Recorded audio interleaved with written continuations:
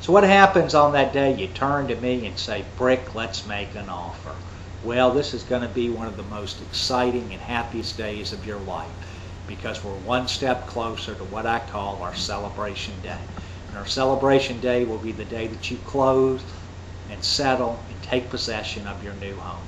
I always tell my buyers that I am a great generalist. I know generally what things sell for throughout the Richmond area. When I work with a buyer, I become a specialist, because we look at a particular segment of the market and learn it very well. And you learn that segment of the market well too. You also become a specialist. And that's why you're now comfortable in making an offer. When we make an offer, it's a very simple thing. Contracts are composed basically of 5 elements. They have to have competent parties. There needs to be a legal description of what you're buying. There needs to be consideration. There needs to be offer and acceptance. And the contract must have legal intent. Legal intent, let's dismiss that right now, means that we can't write a contract for something that would be illegal. Obviously, I could not write a contract for you if I knew you were going to turn the property into a meth lab. That's legal intent. So let's just do away with legal intent, which leaves us with competent parties. That's a buyer and a seller. Legal description, the property we're looking at, which will be described either by a physical address or a legal description. Consideration, what you're willing to pay, and since we are a specialist, we know exactly what things are worth in the market. Now we just have to make the seller see that we're correct in what we're offering.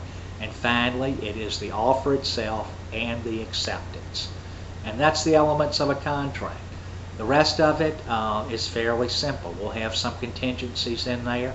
Obviously, we're going to want to inspect the property, and that to make sure it's physically sound, mechanically sound. We will have a financing contingency in there. That's nothing, no big deal there, because you wouldn't have gotten in my car if you hadn't already been pre-qualified by one of my lenders. So now, we know we can afford it. The real question is which loan program we'll use, and we're probably several weeks away from having to make that decision. So, contract is nothing to be fearful of. It's kind of long. It'll run out about probably 12 pages with all the disclosures, but most of it is just simple boilerplate legalese. I'll explain all of it to you. It's nothing to worry about. And when we write this offer and get it accepted, we're just one day closer, one step closer to our celebration day. No fear on that contract. I'll walk you through it.